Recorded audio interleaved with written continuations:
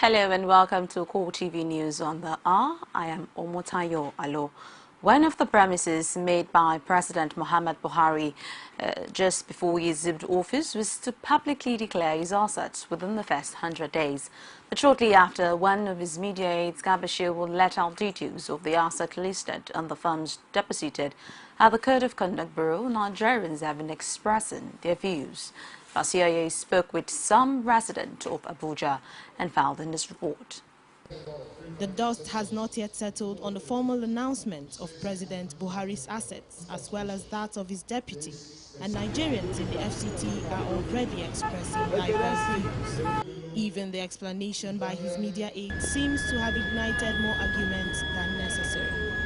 This man is one of those who thinks that this is a situation of the more you look, the less you see. Is not convinced about the property and figures now in the public domain.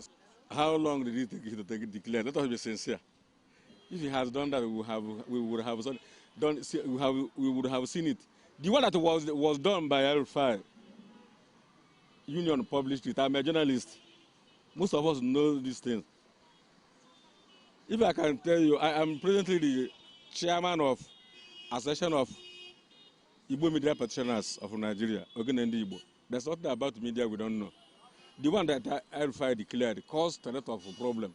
He even threatened to go to court because a union newspaper published it. If he declared it a day or two after having taken the office, some of us don't know. Because as I said, we know him as someone of integrity who will come and say the truth. And he doesn't take time. He's fighting corruption. He should start from fighting from himself and do what is expected of him. I don't know that he declared it after a day or 2 days he took over from Jonathan. So that's what I'm saying. But these two maintain that the president's competence and not assets should be the point of focus. The president has done the needful. He promised during the electioneering campaign period that he will declare his assets. I think 1 month, into the saddle. But, well, close to 100 days and fulfilling that promise, it's a good start. No one is perfect, but at least he has kept his word. For me, I think it's really not about what he has. I think the post for presidency is the ability to rule, not really with what you have. Because we have had a lot of rich people come into this position and we've seen what they've done. So whether he has acquired more within the past 100 days or he hasn't acquired, it doesn't have anything to do with the effect of the change we want. So for me, I think I'm part of the team that has to do with let's just sit focused and look at what he is going to deliver with or without what he has or not. And he's the president for crying out loud, and I think he deserves even better than what he says he has. And if he has more than what he says he has, then good for him. That's why he's the president. These individuals may have spoken their mind, but public commentators insist that these are still early days. So the last may not have been heard on issues surrounding the assets of President Buhari and his deputy, Oshimbajo. Basiaye, CoreTV News, Abuja. Labour Party is not impressed with the information released by the presidency from the asset declaration firms of President Muhammad Buhari and his deputy, Yemi Osinbajo. It insists that the details are not in line with laid-down procedures in asset declaration.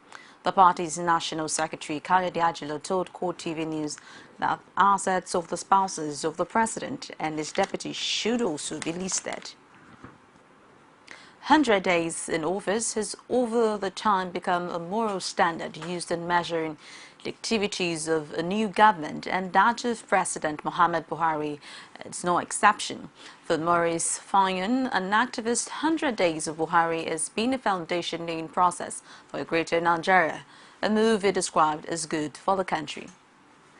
The step everybody is seeing now that the Buhari administration is there to put some structures on the ground that will make a change in Nigeria.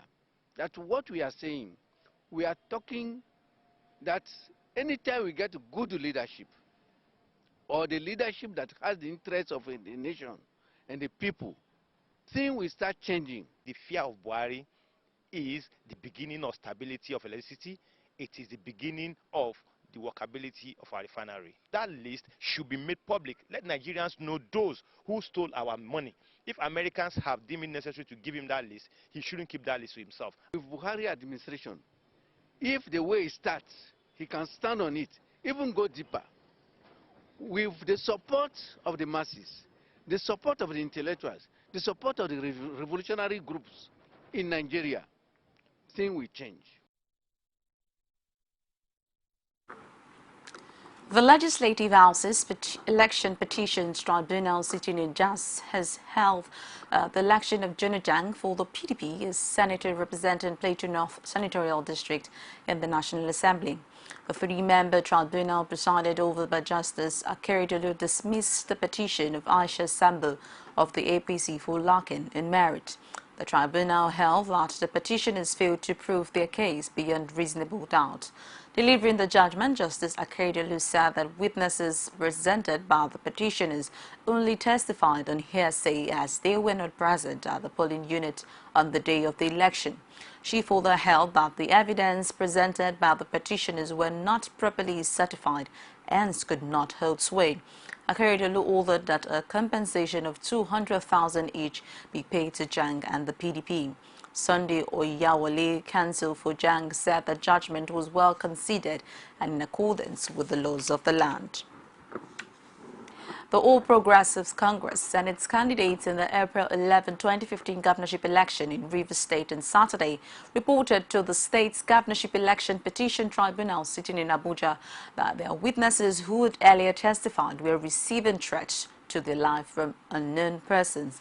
The petitioners make the complaint of the alleged threat to the witnesses to the tribunal through their lawyer Akin Olujimi. Olujimi said witnesses were receiving threats warning them never to return to Port Harcourt, the state capital.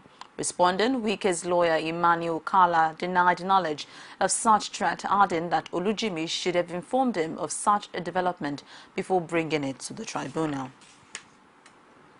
The Election Petition Tribunal sitting in Lokoja has fixed September 8 for the hearing of a petition filed by Smart Adeyemi against the election of Dino Melaye.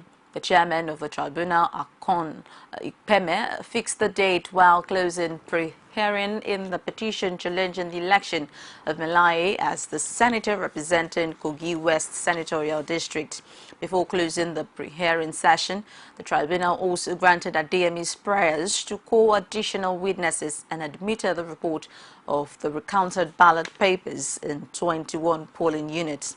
The petitioner's prayer for the determination of the primary election of the first and second respondent was also granted by the tribunal.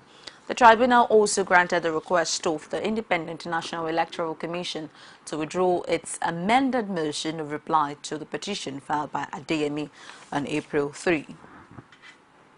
Kaduna residents have been expressing mixed emotions over the first 100 days of Governor Nasir El-Rufai in office. While many express optimism of better times ahead, a number of them are not too impressed with what they have so far seen. Amina Anebe has more in this report presented from our studio. After 16 years, the People's Democratic Party lost out to the All Progressives Congress in the 2015 general elections. Kaduna State, which has been controlled by the PDP for 16 years, witnessed a change in leadership when the APC won the 2015 elections. But 100 days down the line, many residents of the capital of the old northern region have been speaking on their experiences since the change of button. Their opinion of the El-Rufai administration is as varied as their personalities. For me, what I will assess in these 100 days for this government, there's nothing to show on ground that the government has done something or will be doing something. And with the way things are going, I believe in the next 1 year, I don't think the electorates will be able to see any physical development on ground as things are going on. Everyone that finds himself in whatever position now, it is God that decided to make that person or to put that person in that particular office. So I am not someone that complains about who is in government or who is not in government. But so far, to me, if I'm to judge the government of APC, so far so good. It's not in government. They are also convinced there have been changes between the style of administration of the incumbent governor and the previous ones. The government of Governor Nasser El-Rufai, I still have my support for him, but truly, I'm not so much pleased with the way appointments have been made. It has violated everything that we know about Kaduna. Kaduna is a volatile state. We have 13 commissioners, 9 are Muslims, 4 are Christians. You give the impression that Muslims should at least make a percentage of 70% of the state, and we know Christians are in the majority. And anybody who says that religion does not play a part in this country must be living in a fool's paradise. Some people may say 100 days is a bit early, I mean too short, and so on and so forth. But personally, if I have to say, if you don't assess based on the current event, then on what indices will you assess a government? For example, 100 days in office are the yardstick now for us to determine whether the government has performed. When it is 120 days, we assess the government based on 120 days. If it is 150 days, we assess the government on that basis. So for now, we are assessing the government on the basis of 100 days, not 4 years. So on the basis of 100 days in office, I have personally not seen anything. While many may not agree on the achievements of the El-Rufai administration, they are all hopeful that the incumbent governor would improve on what he met on ground when he assumed office on May 29, 2015. We take a break now and we'll be back with more. Stay with us.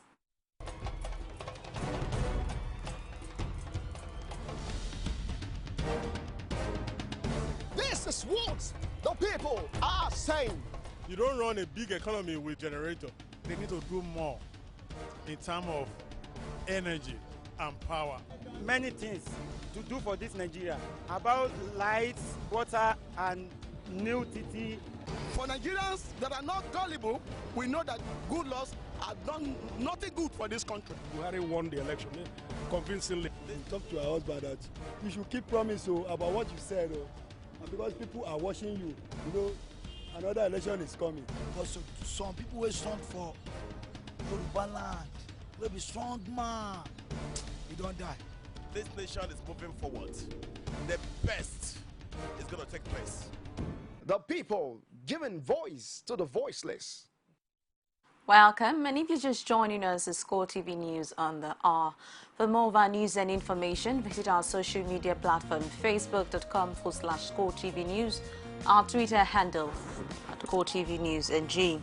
You could get more on our YouTube channel, youtube.com/CoreTV, leave a space and news. The candidate of the People's Democratic Party in the October 2012 governorship election in Ondo State, Olushola Oke, has advised the state governor, Olusegun Mimiko, to judiciously utilize the 14 billion naira federal government bailout for payment of workers' salaries up to date and for developmental projects in the state. Oke, who joined the All Progressive Congress from the PDP shortly after the presidential election in March, also called on all well-meaning citizens of the state to advise the governor on the proper use of the bailout. In a statement issued by his media aide, Rotimi Ogunleye, the APC chieftain said now that huge resources will accrue to the coffers of the state, it will serve the purpose of posterity if the fund is used to defray all the arrears of workers' salaries invested in income-generating and social service delivery assets and channeled to projects that have long-standing economic benefit for the state. The 31 Artillery Brigade Mina said it has arrested a suspected cattle rustler and recovered 97 cows and 41 sheep in Sakim Power, Monia local government area of Niger. Captain Agu Injedeka, Assistant Director, Army Public Relations of the Nigerian Army, Mina said this while briefing newsmen in Mina on Saturday. Injedeka said the suspect, Abubakar Zan, was arrested last Thursday in an operation led by Lieutenant Colonel Adamu Yakubu, commanding officer 313 Artillery Regiment, Mina. She said the army authorities had handed the suspect and the livestock to the chairman of the local government council in the presence of the DPO Second Power Division, the council secretary and village head of Zazaga community in the area. She said the operation to get rid of criminals in the area was ongoing and one that the brigade, under the leadership of Brigadier General Baba Ibrahim, would not tolerate criminal acts in the area. She advised members of the public to go about their normal businesses without fear of intimidation. Njideka urged any person with useful information that could lead to the arrest of the suspected criminals that fled to report to the nearest security agency. Kidnappers have abducted Azuko Ekpeyong Ekpe, the elder brother to the immediate past Director General, Department of State Security Service, Ita Ekpeyong. Ekpeyong was abducted at his Creektown residence in Udukani local government area of Cross River State at about 4 a.m. on Saturday morning by armed kidnappers who came in through the creeks of Calabar and Choris. A family source, Judge Okon, said the kidnappers passed through a canal leading to Ekpe's residence and abducted him. The State Police Public Relations Officer, Organ Basi, who confirmed the abduction, said the kidnappers would soon be tracked. A 71-year-old retired pastor of Pentecostal Church in Abriba, Ohafia local government area of Abia State, Chima Egbochiongum, and his wife Ugo have been arrested for an alleged illegal adoption of a baby. Commissioner Felice Joseph Abila, who paraded the couple in Umuahia alongside all the suspects in connection with the incident, alleged they bought a stolen baby. The police boss said the pastor and his wife were nabbed following a confession by a notorious child trafficker who was arrested last month for human trafficking. According to him, the child trafficker, identified simply as Ekwotosi, stole a 11-month-old baby girl belonging to a 21-year-old pregnant mother who he had pretended to assist. He said Ekwotosi has approached the young woman who had a baby out of wedlock with promise that it would secure a job opportunity for her. The excited woman was said to have left her baby in the custody of Ekwotosi when she went to buy food for her. According to Abila, the suspect was later intercepted by the police at Owirinta when he was allegedly trafficking pregnant girls to Port Harcourt. He said the suspect confessed to his criminal activities, including the stealing of the 11-month-old baby during interrogations. And also we have on aviation, Adetayo, who as the Manufacturers Association of Nigeria has urged President Muhammad Buhari to be cautious in formulating policies that will have grave implications on the economy. The association said it had been collaborating with the Central Bank of Nigeria to determine items that should be excluded from forex allocation based on availability of local capacity or alternatives. Man said such collaboration would reveal the actual items that should be executed from the market. The association asks the federal government to sustain the policies, especially at a time investors might have invested in the domestic production of such items. Man asks the government to introduce import adjustment of tax 20% on imported finished pharmaceutical products with the code 3003 and 3004 because Nigerian manufacturers had the capacity to produce them. And we take another break. We'll be back with stories from outside Nigeria. Stay tuned. Is it crazy or autocracy? Or what type of crazy is that? Except crazy. News making the headlines. Black Maria is to carry criminals, trading looters that are in government today. Sometimes it gets confrontational. Slap you in the face. Excuse me, don't put words into my mouth. Whatever it is that will bring our military to disrepute, I said to hell on Core Digest. I want to know why I should be believing them. Every weekday, we bring all of these together and take them to the court of public opinion. Everybody have the right in Nigeria. Where you are the judge.